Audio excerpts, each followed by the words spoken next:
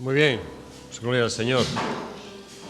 Podemos esta mañana disfrutar, ¿verdad?, de su presencia, de las alabanzas, también de los testimonios. Sí me gusta escuchar a Yocabed, porque Yocabed habla poco, pero cuando habla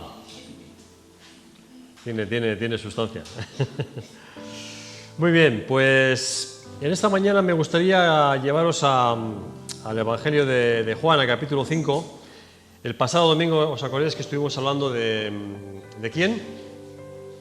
¿De quién? Zaqueo, ¿os acordáis? El pequeño Zaqueo, aquel hombre al que Jesús buscó. Y sigo con este pensamiento de que Dios sigue buscando a las personas, ¿no? Y que Jesús, en su ministerio, como vimos, fue mucha gente la que fue a él, pero luego hubo gente a la que Jesús fue a buscar, ¿no? Fue a tratar de una manera personal.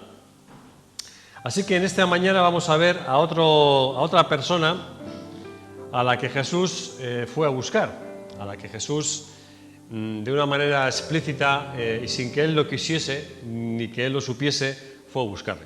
Vamos a ir al capítulo 5 de Juan y lo titula ahí El paralítico de Betesda. Todos esos títulos que veis en vuestra Biblia, eso lo pusieron los traductores, eso no está en el original, es para que sepamos un poco de qué va, ¿de acuerdo?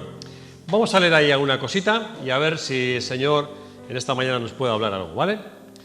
Dice que después de estas cosas había una fiesta de los judíos y subió Jesús a Jerusalén. Siempre vamos a encontrar a Jesús, ¿verdad? En camino, de aquí para allá, de aquí para allá. Nunca estaba quieto, ¿no? Y dice que hay en Jerusalén, cerca de la puerta de las ovejas, un estanque llamado en hebreo Betesda, el cual tiene 5 pórticos. Luego veremos lo que era este estanque. Y en este estanque, en el suelo, había una gran multitud de enfermos. Había ciegos, había cojos, había paralíticos. ¿Y qué hacían toda esta gente allí? Pues esperaban que el agua de la piscinita de este estanque se moviese. Porque dice que un ángel descendía de tiempo en tiempo, es decir, de vez en cuando, descendía al estanque y movía el agua.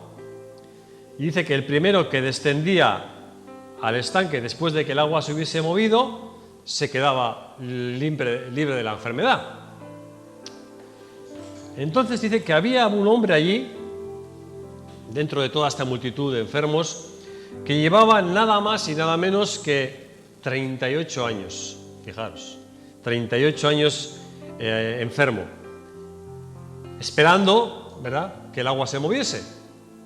Cuando Jesús lo vio acostado y supo que llevaba mucho tiempo así, le dijo: oye, ¿te gustaría ser sano?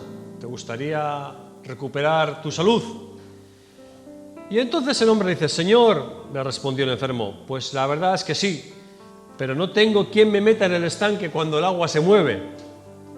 Y entre tanto que voy yo, pues otro se me adelanta y pierdo la bendición. Entonces Jesús le dijo: levántate, toma tu lecho y anda. Y al instante el hombre fue sanado, se puso en pie, cogió su camilla y se puso a andar. Y ese día era Sabbat, el famoso Sabbat judío, sábado, en el que sabéis que los judíos tenían prohibido hacer cualquier cosa, tenían que descansar. Entonces los judíos dijeron al que había sido, fijaros, ¿no?, a un pobre hombre que había sido curado, le dicen: no puedes llevar el lecho, no puedes llevar tu canasta, está prohibido, es sábado. Y entonces él le dijo: pero a ver, el que me sanó fue el que me dijo que cogiese mi lecho y que andase. Entonces le preguntan: ¿y quién es el que te dijo que andases? Y pues no sé quién es, porque cuando me quise dar cuenta ya se había ido. Después dice que le halló Jesús en el templo y le dijo: mira, has sido sanado, no peques más para que no te venga cosa peor. El hombre se fue y dio aviso a los judíos y les dijo que Jesús es el que me ha sanado. Ahora me he dado cuenta porque ha hablado conmigo. Y por esta causa todavía los judíos querían matar a Jesús, porque no solamente había sanado a este hombre en un sábado, en un día de reposo, sino que además dice que se hacía hijo de Dios, haciéndose igual a Dios, que para los judíos como luego veremos, era una tremenda blasfemia que alguien se dijese que era hijo de Dios, aunque suena raro, ¿verdad? Nosotros los cristianos decimos somos hijos de Dios de la manera más natural, pero para un judío, los judíos no tenían a Dios como padre, eran el pueblo de Dios, eran ovejas del Señor, eran algunas cosas, pero nunca hijos. Luego veremos por qué. Este es el pasaje en el que quiero que en esta mañana podamos reflexionar. Vais a ver algunas cosas muy interesantes y seguramente algunas cosas que no sabíais. Bueno, primero, dice que Jesús llega a Jerusalén. Jerusalén era una ciudad amurallada, famosa Jerusalén, ¿verdad? No hace falta que todos conocéis, ahí está en pie todavía. En Israel, si vas allí, ahí está Jerusalén, todavía están los muros. Y en tiempos de Jesús, hace 2000 años, también estaba. Entonces, Jerusalén estaba rodeado de una muralla grande y en aquel tiempo tenía 12 puertas. Se entraban por 12 puertas. No te imagines una puerta pequeñita, ¿eh? Imagínate más bien una gran muralla y una puerta grande, ¿no? De estas así en forma de tal, así es. Quieres ver en internet todavía y tal. Ahora mismo creo que hay 8. No hay 12 ya, pero quedan 8. Pero en tiempos de Jesús había 12. Y entonces, en aquel tiempo, la muralla era la protección de la ciudad. Entonces, por la noche se cerraban las puertas para que no entrasen los enemigos, no entrasen los ladrones y no entrase nadie, ¿no? Y pues esto es cómo se organizaba la ciudad. Entonces, dentro de esas 12, había una por la que entró Jesús. Se llamaba la Puerta de las Ovejas. ¿Por qué se llamaría así? Exactamente, porque entraban las ovejas. Pero no entraba cualquier oveja. Esta puerta daba directamente al templo de Salomón, el famoso templo de Salomón. Entonces, cuando tú ibas al templo, entrabas por esta puerta. Y sabéis que los judíos sacrificaban los animales, porque es lo que mandaba la ley de Moisés, ¿no? Cuando tú querías agradar a Dios, querías dar una ofrenda a Dios, llevabas una oveja, llevabas un cordero y lo llevabas al templo y entonces lo entregabas al sacerdote y el sacerdote lo sacrificaba. Bueno, había todo un ritual. Pero claro, esta puerta se utilizaba para meter las ovejas que iban al templo. No las ovejas que iban al mercado a ser vendidas, sino las ovejas que iban a ser sacrificadas. Esto es muy interesante, ¿no?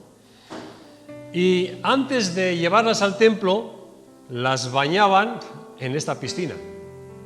O sea, el estanque imagínatelo como una piscina, ¿vale? Era algo así como una piscina con unas gradas.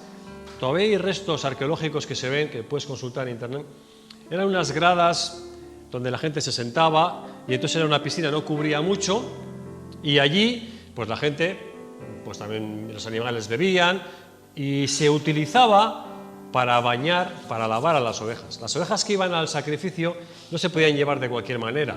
No podías llevar una oveja toda sucia, ¿entiendes? Al templo. Había que lavarlas. Entonces, cuando entraban por la puerta, las metían en esta piscinita y las daban ahí con el cepillo, ¿no? Y las dejaban un poquito, bueno, no sé si la lavarían mucho, pero bueno, por lo menos le quitaban el barro, ¿no? Del camino. Y entonces, esto era un poco lo que pasaba allí. Es muy curioso porque Jesús sabemos que es el Cordero de Dios, ¿verdad? Y es curioso que entró por la puerta, por esa puerta. Podía haber entrado por cualquiera de las 12 que había, pero entró por esa, porque está significando que Él es el Cordero de Dios, ¿verdad? Él fue luego el Cordero de Dios que quita el pecado, nuestros pecados. Y es curioso cómo aprovecha y entra como si fuese una oveja que va a ir llevada al templo, ¿no? Todo es algo, a ver, siempre decimos, y es verdad, que Jesús no hizo nada por hacer. Jesús no daba puntadas sin hilo, como se suele decir, ¿no? Jesús todo lo que hacía, lo hacía de una manera premeditada. Él premeditaba las cosas. No es que de repente apareció por allá, sino que entró de una manera consciente, ¿no? A propósito. Entonces, dice que llega allí, entra por esta puerta de las ovejas y nada más entrar accede a la piscina esta que estaba. ¿Y qué se encuentra allí? Pues un montón de gente, pero todos enfermos. Había de todo, ciegos, sordos, paralíticos. Siempre hemos dicho, y lo recalco, en tiempos de Jesús no había médicos, la gente se moría de cualquier cosa. Es una pulmonía y te podías morir. No había ni médicos, ni medicinas, ni dinero para eso. Entonces había mucha necesidad. La gente enfermaba, ya te digo nada, si cogías la lepra, ya te podías buscar, te tenías que huir de la ciudad porque no podías vivir allí, ¿no? Entonces había toda esta multitud de gente. ¿Y qué esperaban? ¿Qué esperaban todas estas personas? Pues esperaban a que esa piscina que estaba allí, como decimos, dice, a ver, esto no es que fuese así, esto es una creencia, ¿vale? A ver, me voy a explicar. Esto no es que pasaba, esto no pasaba realmente. Lo que pasaba os lo voy a explicar. Pero ellos creían, estaban todos allí, todos estos enfermos, ¿no? Entonces, de vez en cuando se movía el agua, imagínate, ¿no? Todos esperando, día tras día, a que se mueva el agua.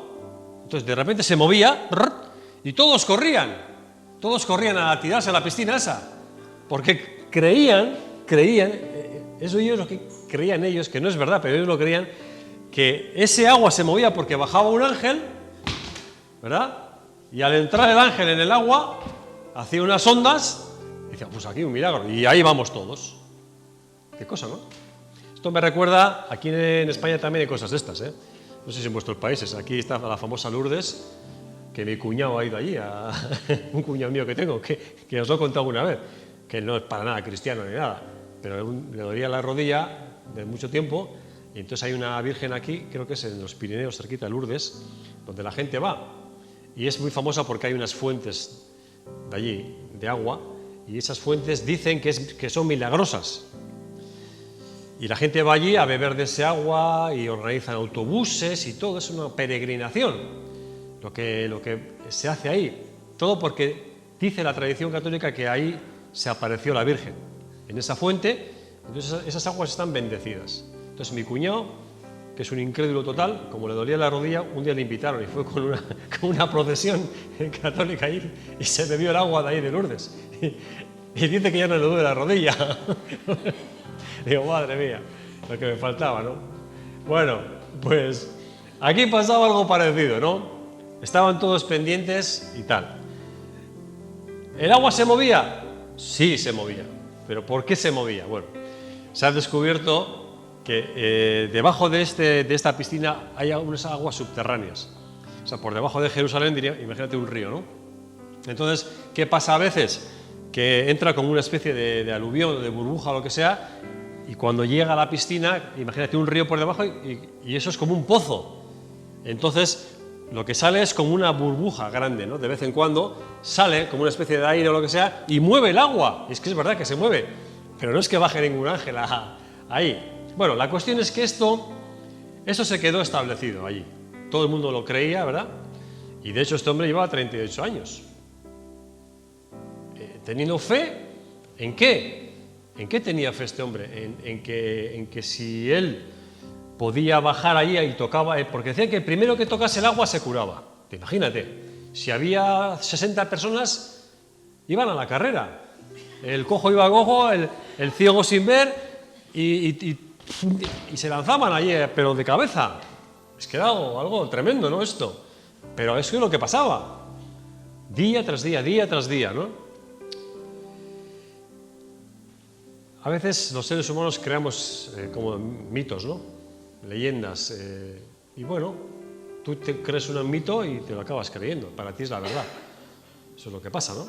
Si tú te crees que eso es verdad, si para ti lo es, pues claro, lo que pasa es que no era verdad. Nadie se curaba. Realmente no te curabas porque ahí no había ningún ángel ni había nada milagroso. Simplemente era el agua que se movía, pero se movía por las burbujas que había por debajo, ¿no? Entonces, entra Jesús allí y ve todo el... Bueno, Jesús, claro que sabía todo este asunto, ¿no? Y... Bueno, pues, las tradiciones de los judíos son sus pensamientos, la cultura. Sin embargo, él entra y entonces ve dentro de todos, no sé cuánta gente podría haber allí, 50, 100, es que no lo sé, mucha gente, ¿no? Y entonces dice que Jesús se fija en un hombre, en uno en concreto, ¿no? De todos los que había, en uno. Y dice que había un hombre que hacía ya 38 años que estaba enfermo No dice la enfermedad, pero suponemos que si otro tenía que llevarlo es porque estaba paralítico, ¿no? Porque si tú tienes una enfermedad, yo qué sé, tienes un cáncer y quieres que Dios te sane, tú mismo vas. Pero si te tienen que llevar es porque estás paralítico. Entonces, por eso se supone que estaba paralítico. 38 años postrado allí esperando que se moviese el agua.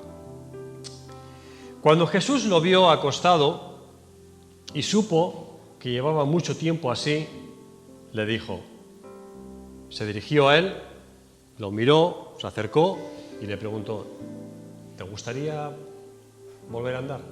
Qué pregunta, ¿no? Claro, él no sabía quién era Jesús, ¿eh? Tú te tienes que imaginar a alguien totalmente absorto en su mundo, una persona enferma, mirando el pozo sin dejar de mirar el agua, y alguien te empieza a hablar por aquí, ¿verdad? Oye, ¿te gustaría volver a andar? Así es como fue. No es que vio a Jesús y dijo, ¡ah, Jesús de Nazaret! No, está aquí Jesús, Jesús, ayúdame. Es que este ni se dio cuenta de que entró Jesús. Ni sabía quién le había hablado. No lo sabía. Entonces él sigue así mirando y Jesús por detrás, ¿te gustaría caminar otra vez? Y entonces esto sin mirar al Señor ni nada. Sigue mirando el agua y dice, sí, claro que me gustaría. Lo que pasa que no tengo quien me arrastre a mí. Cuando se mueve el agua, no tengo quien me arrastre. Si te quieres quedar aquí conmigo, otros 38 años, y cuando se mueva el agua tú me arrastras, ¿no? ¿Qué cosa, no? A veces pensamos que, cuando leemos la Biblia, que las cosas pasaron de una manera porque nos las imaginamos así, ¿verdad? Pero a veces suceden de otra totalmente distinta. Y aquí lo que estamos viendo es que, como digo, este hombre ni se dio cuenta de que era Jesús.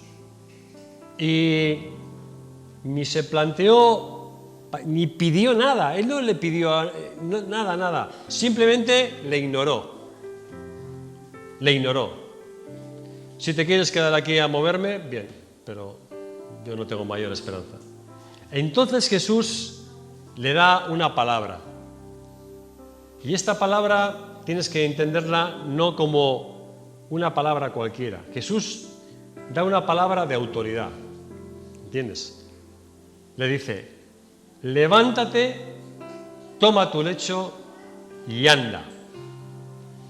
No es lo mismo que Jesús... A ver, lo que tienes que entender es que esta es una palabra que cuando Jesús la da, es una palabra llena de poder en sí misma. ¿Me explico? Es como cuando Jesús le dijo a Lázaro, Lázaro, sal de la tumba. No le está invitando a que salga, le está casi ordenando que salga. Cuando está soltando Jesús esa palabra está como te tienes que imaginar que está emitiendo un poder espiritual. ¿Vale? Un poder espiritual. No solamente es una información, no solamente es un ruego, no sé qué, no. Es una palabra que está generando vida ya. Y entonces lo que pasa aquí es que cuando dice levántate, lo que está pasando es que este hombre, que estaba totalmente ignorante de Jesús y que estaba ensimismado en su mundo, empieza a sentir en su cuerpo que sus extremidades empiezan a coger fuerza. ¿Me explico? Siente una especie de corriente, de calor, yo no sé qué sintió, pero él sintió que todo su cuerpo estaba siendo poseído o yo qué sé, una energía que no era de este mundo, estaba atravesando todo su cuerpo. Y él siente que sus piernas, que toda su musculatura, que estaba totalmente atrofiada durante 38 años, coge fuerza. ¿Me explico? Por eso se levanta. ¿Qué te crees? ¿Que se levanta porque sí? ¿Porque a Jesús se lo dice como si se lo dijese cualquiera? No. Esta palabra que Jesús da es una palabra de vida, es una palabra de poder, es una palabra que es como cuando Dios dice, créese el mundo y se crea, algo así, ¿no? ¿Recuerdas de Génesis? Y Dios dijo, sea la luz, y se hizo la luz. Cuando Dios dijo, créanse las flores del campo, y se crearon. Cuando Dios dijo, créense los animales, y se crearon. Es ese tipo de palabra. Esto lo vas a ver muchas veces en Jesús. Cuando Jesús dice una palabra así, es una palabra creativa. Vuelvo a repetirte, Lázaro estaba muerto. Lázaro, sal. ¿Por qué sale? ¿Por qué sale? Porque hay un poder que lo ha resucitado, ¿verdad? Cuando va donde la niña, ¿os acordáis? Que estaba también muerta. Y le dice, niña, levántate. ¿Qué le está invitando a que se levante? La está resucitando. O sea, hay palabras, hay maneras en que Dios hace cosas que es a través de las palabras. ¿Podía haberlo hecho de otra manera? Sí. Podía haberle tocado al paralítico, ¿verdad? Lo podía haberle tocado, no sé, haberle dado la mano, agárrate, se levanta, no sé, algo. Pero en este caso solamente dio la palabra y al instante el hombre fue sanado. Qué tremendo, ¿no? Aquí yo siempre veo una tremenda lección, ¿no? Y es que cuando tú pides algo a Dios, tienes que tener en cuenta que Dios te va a responder de la manera que Él estime mejor. ¿No? ¿Me explico? Tú pides algo a Dios, ¿verdad? Tienes una necesidad y tú pides, Señor, ayúdame en eso y tal. Pero tú tienes que esperar a que Dios haga a su manera las cosas. Este hombre estaba esperando que Jesús lo cogiese a volandas y lo echase a la piscina, que sí. Pero Jesús no hizo eso. Ni tan siquiera le dijo, no, bueno, pues me quedo aquí contigo hasta que se mueva el agua. No. Jesús no estaba pensando en nada de eso. Así que cuando tú pides al Señor, esto es un buen principio espiritual para nosotros. Tienes que esperar que Dios responda a su manera. La respuesta de Dios, de Jesús, no vino agarrando al hombre. La respuesta de Jesús vino diciéndole una palabra: levántate. Fue más efectiva, más poderosa que la otra, ¿sí o no? Porque la otra solamente era una invención, era un mito. Eso de que se moviese, que te curase, eso era una mentira. Ahí no se curaba a nadie. Pero esto sí que era verdad, porque este hombre de repente sintió en su cuerpo físico, sintió el poder de Dios, cómo lo levantaba, ¿no? Sintió cómo sus articulaciones volvían a su sitio, sintió cómo sus tendones se tensaban y la única necesidad que tuvo es de ponerse de pie. O sea, fue algo automático casi, como un muelle, ¿no? Que lo levanta para arriba. Así que cuando esperes algo, cuando ores al Señor, tienes que esperar que las cosas a veces sí vienen como tú crees, pero otras no. ¿Ven? Otras no vienen como tú crees. Pero vienen, que es lo importante, ¿no? Y no hay cosa más maravillosa que cuando vemos que Dios nos responde a alguna petición, ¿a que sí? Y la verdad es que cuando Dios responde a una petición nuestra nos viene a dar igual que la haga de una manera o de otra, ¿verdad? ¿A que sí? Esto es como cuando uno espera un trabajo, está orando por un trabajo al Señor, ¿no? Y no viene, ¿no? Y estás ahí y tú ya has tocado todas las puertas, has llamado a todos los sitios y has hecho todos los currículos del mundo y no pasa nada, ¿no? Y de repente estás en tu casa tranquilo allí y te llaman. Oye, vente a trabajar aquí. Y dices tú, gloria a Dios, ¿no? Esto es un milagro del Señor, ¿no? Claro, tú no esperabas, ¿a que no? Tú no esperabas que te llamase ese tipo. ¿Qué va? Si ni le conocías. Y de repente te llama, ¿no? O mil cosas en las que estamos orando y que buscamos de Dios, ¿no? La respuesta. A eso se refiere este pasaje, ¿no?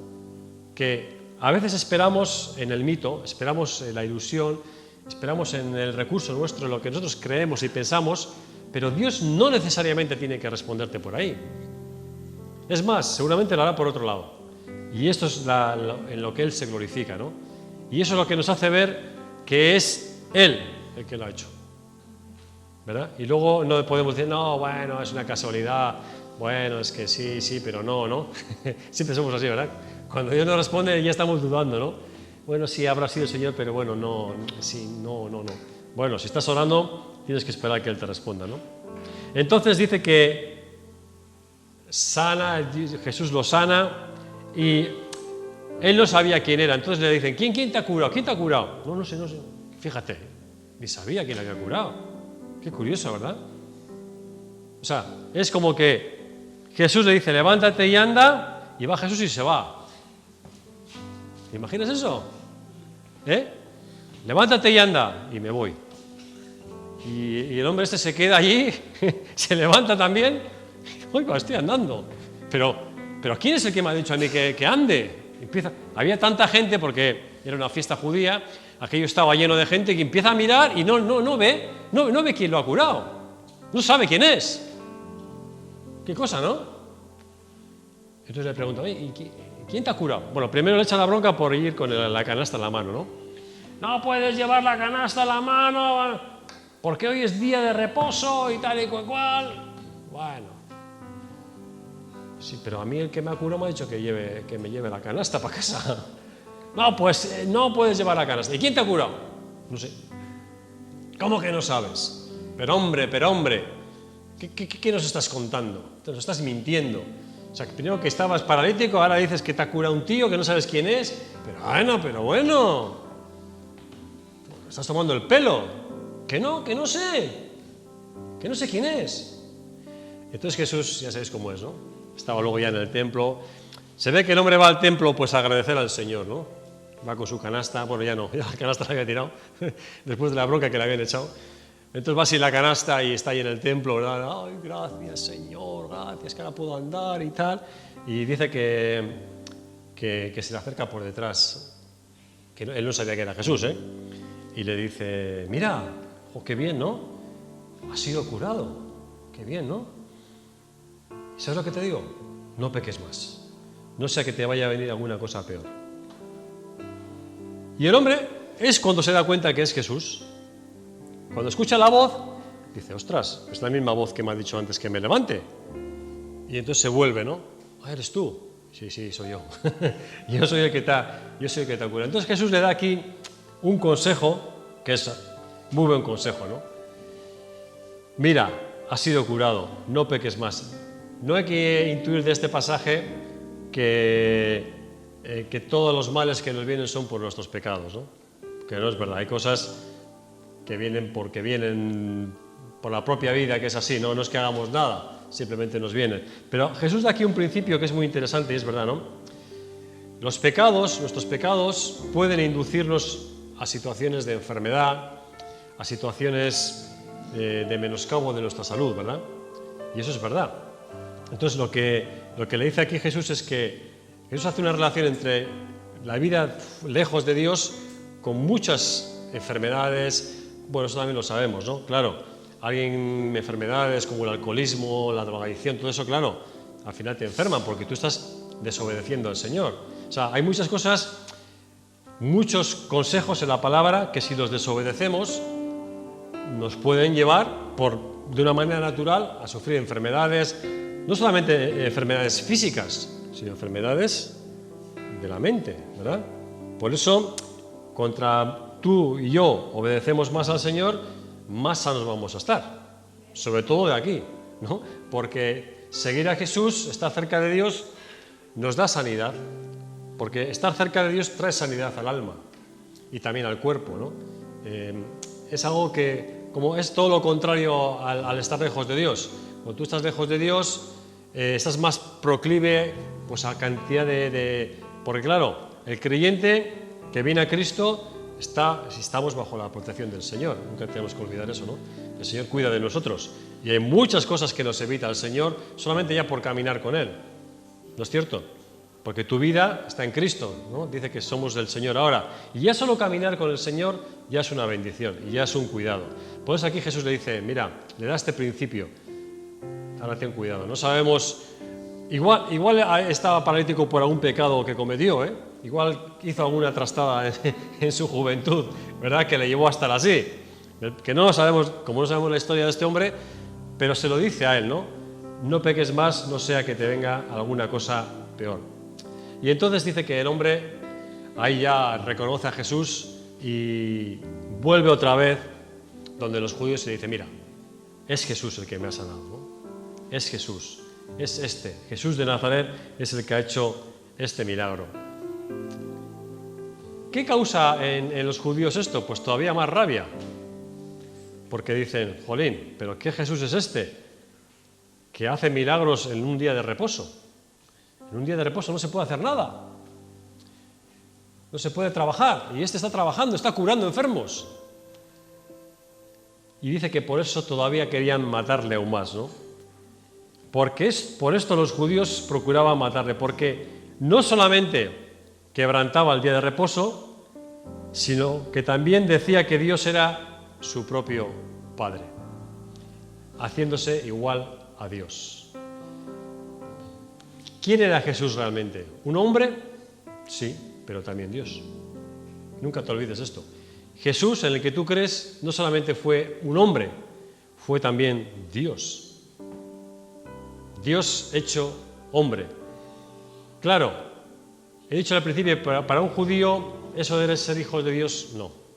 Porque para un judío ser hijo de Dios significaba que comparte su naturaleza. ¿Vale? Es una lección de teología profunda. Un hijo tuyo siempre compartirá tu naturaleza. ¿Vale? Porque es tu hijo. Tiene tu genética. Si tú creas algo con tus manos, eso no es tu hijo. Eso es tu creación. ¿Me sigues? Yo soy carpintero y creo una silla. Eso no es una hija mía. La silla no es hija mía. La silla es creación mía, no hija. Aida sí es mi hija, porque Aida lleva mi genética.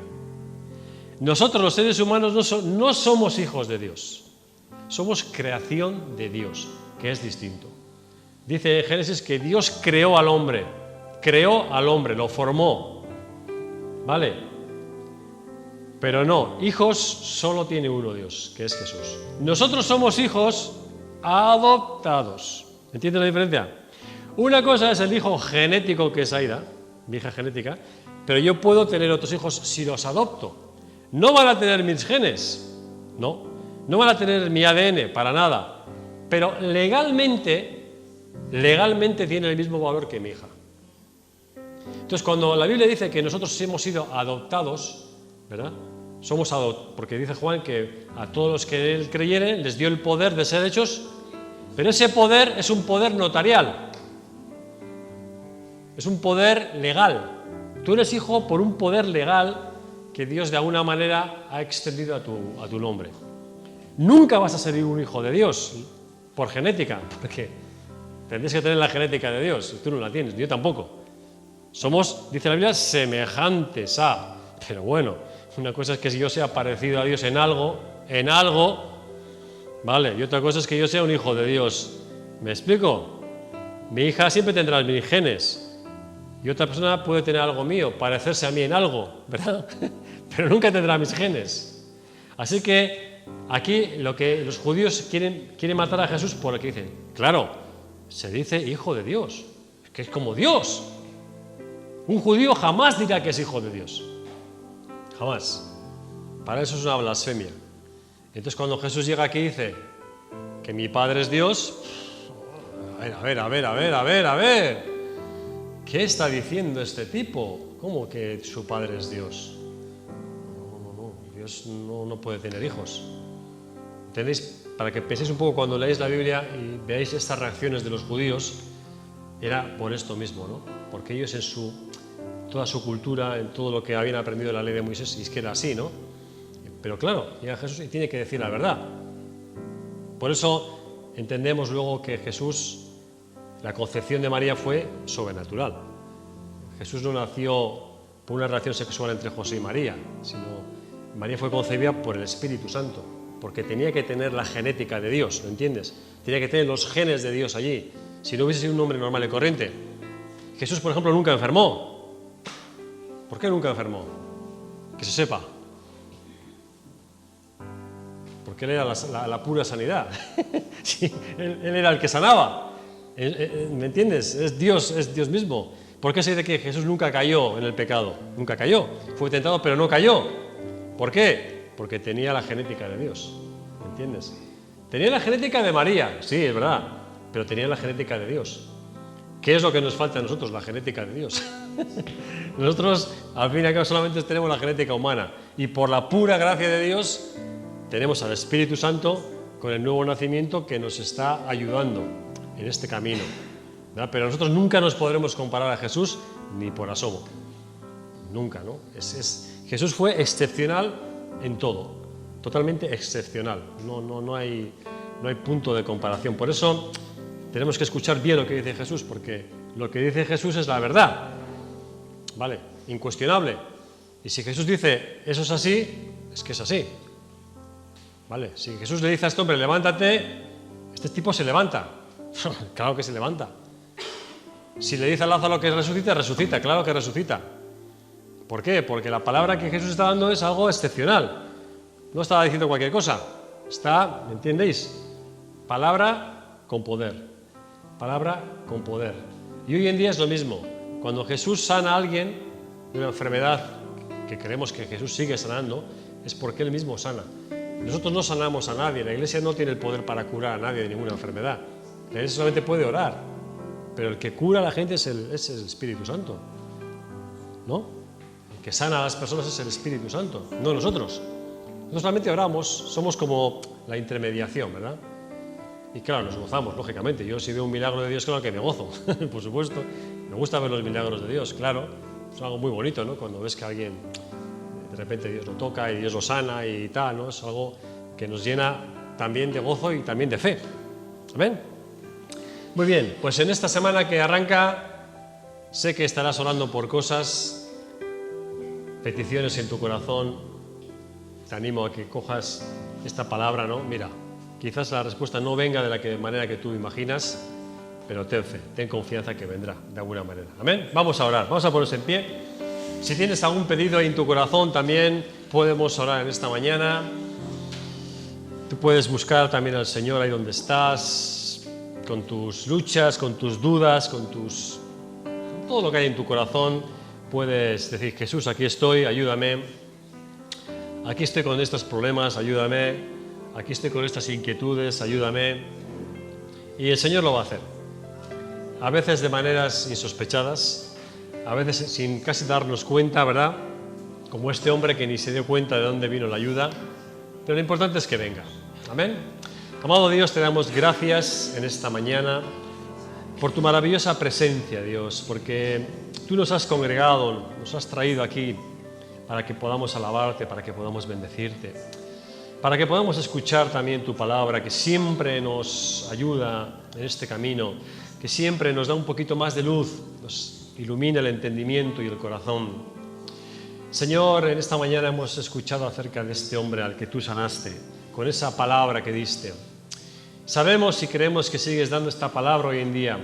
Por eso te pido, Señor, que tú que ves todos los corazones aquí, tú que ves también cada necesidad, tú que ves cada cosa, Señor, yo te pido, Padre, que tú intervengas, que tú puedas hablar a cada uno de nosotros con esta palabra de poder, con esta palabra que nos levanta, con esta palabra que nos sana, con esta palabra que nos perdona, con esta palabra que nos restaura. Danos a cada uno una palabra en esta mañana, Jesús. Que podamos sentir también en nuestros propios corazones ese poder tuyo en nuestras vidas. Ayúdanos, Jesús. Danos, Señor, danos de ti. Tú ves si hay necesidades espirituales, emocionales, económicas, financieras, Señor, lo que sea, Jesús, que haya de necesidad en tu pueblo. Te pido, Padre, que en el nombre de Jesús tú extiendas tu buena mano en esta mañana. Que levantes al caído, que sanes al enfermo, que consueles al triste, que motives al que está ahí desanimado, con lucha, con muchos problemas, con muchas dificultades en la vida. Que tú puedas traer un nuevo ánimo a su corazón, puedas infundirles esperanza. Y también al que te está buscando, Señor, que tú te reveles a él. Señor, si hay alguien que todavía te está buscando sinceramente y quiere conocerte, quiere saber quién eres tú, te pido que en esta mañana también vengas revelándote a su corazón, vengas mostrándole el amor que le tienes. Señor, vengas dándole testimonio de que también es un hijo tuyo, de que también te pertenece, Señor, y pueda experimentar el poder de la fe. Ayúdanos a cada uno de nosotros en esta semana que está a punto de comenzar. Señor, danos nuevas oportunidades, como no, para dar testimonio de ti. Danos también que podamos ver tu gloria en nuestras vidas, que podamos ver tu manifestación, que podamos ver tu realidad, Padre. Ayuda, Señor, también al que está esperando respuestas, que está esperando trabajos, al que está esperando diferentes situaciones en la vida. Señor, que esta semana sea una semana de respuestas, esta semana sea una semana de que puedan ver tu gloria que puedan ver, Señor, sus sueños también realizados, sus expectativas colmadas. Señor, de esa manera que solamente tú sabes hacer, que es la mejor manera. Gracias, Padre, en el nombre de Jesús. Amén. Amén. Pues nada, que el Señor os cuide mucho, guardaros mucho, y ahí estaremos. El martes estaremos también en la oración, así que te animo también a que te enchufes ahí al Zoom y podamos seguir orando al Señor. Amén.